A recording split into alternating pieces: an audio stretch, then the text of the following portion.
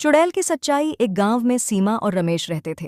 एक शाम रमेश बाहर से आता है और सीमा को बुलाकर कहता है, सीमा, तुमने सुना है गांव में एक चुड़ैल घूम रही है और लोग कह रहे हैं कि वो शिकार की तलाश में है।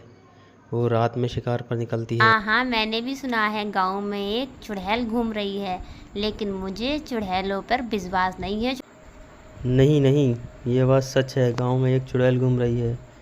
कल रात बगल वाले गांव से एक गाय गायब हो गई। लोग कह रहे हैं चुड़ैल ने उसका शिकार कर लिया।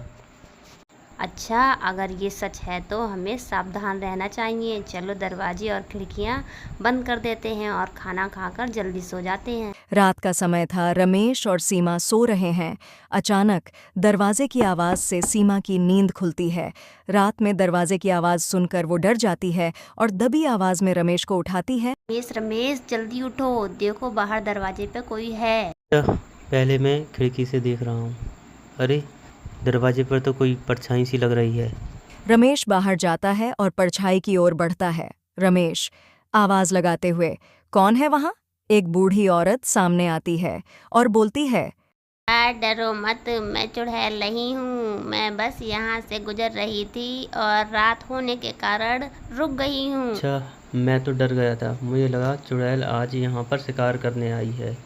यहाँ पर एक चुड़ैल घूम रही है जो रात में शिकार कर रही है, और आप इस तरह अचानक यहाँ पर आई तो हमें लगा चुड़ैल यहाँ आ गई है।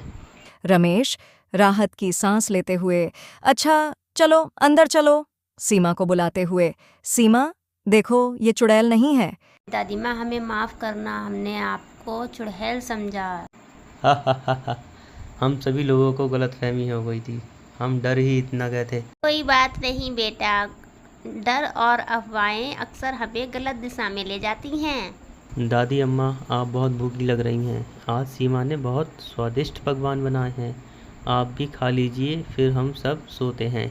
अगले दिन सुबह वो बूढ़ी औरत वहां से चली जाती है। उस रात के बाद गांव में चुड़ैल की कहानियां बंद हो गईं। रमेश और सीमा ने सीखा कि डर और अफवाहों से बचने के लिए सच्चाई का सामना करना जरूरी है। क्या आपको ये कहानी पसंद आई? हमें कमेंट बॉक्स में बताएं, लाइक और सब्सक्राइब करें।